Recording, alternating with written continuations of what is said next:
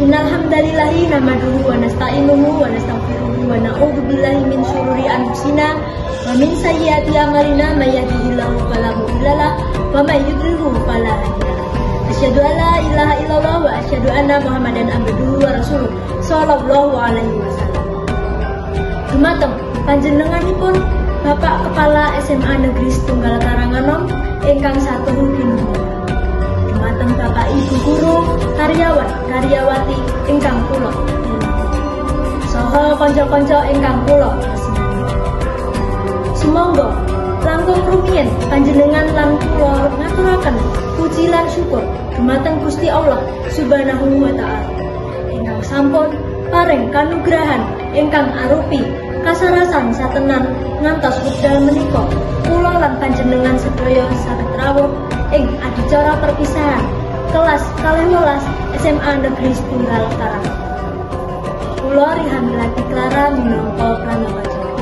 Badhe ngaturaken menggah urut rerencana adicara ingkang badhe kalampahaken inggih menika setunggal pambuka kalih pambagya saking Bapak Kepala Sekolah Biko talanging atur saking kelas kalih 12 sekawan talanging atur saking kelas 11 gangsal prosesi wisuda saha pengalungan medali 6 pentas seni 7 pamasrahan kenang-kenangan 8 doa 9 panutur mekaten rerencaning adicara menika. Sumangga kita lumebat titilaksana ingkang sapisan inggih menika pambuka. Para rawuh ingkang kinurmatan minangka pambukaning adicara menika sumangga kita dherekaken sesarengan maos basmalah. Bismillahirrahmanirrahim. Kalajengaken titilaksana kaping kalih inggih menika pambagya saking Bapak Kepala Sekolah dumateng Bapak Masyhur Cahyanto SPD MPD Kasumangga. Katen menggah gedhereng atur saking Bapak Masyhur Cahyanto SPD MPD kula aturaken agunging panuwun. Sambutan salajengipun saking perwakilan siswa kelas 12. Kalih badhe nyuwun pamit ugi nyampurnake panuwun dumateng para guru saha adik kelas.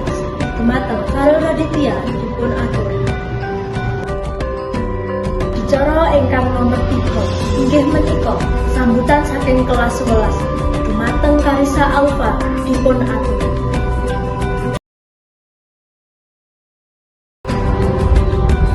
Matur nuwun sanget dumateng adik kelas.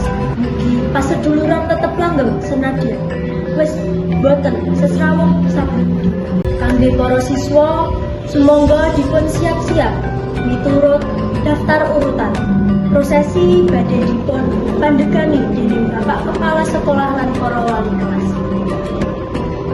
Adicara salajengipun inggih menika pentas.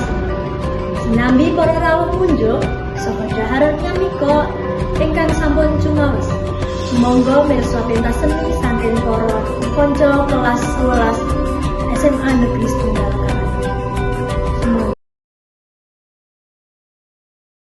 Matur nuwun dumateng para kanca kelas 11 ingkang sampun paring persembahan saestu nglegakake manah lan kebak kenangan.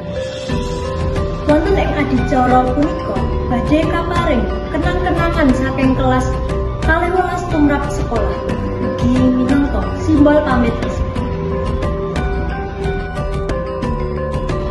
Mugi kenang-kenangan punika saged dados pangeling-eling lan panyemangat kangge kita sedaya. Satepahipun sedaya adicara paparing. Sumangga kita tutup adicara punika kanthi doa berbarengan dipun pandegani dening Bapak Wahyu Setiawan.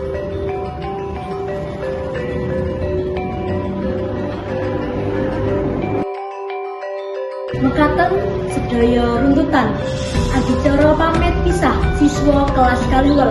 Mugi adicara menika saged dados kesan kang sae lan paring semangat tumrap sedaya siswa kangge ngadepi masa depan.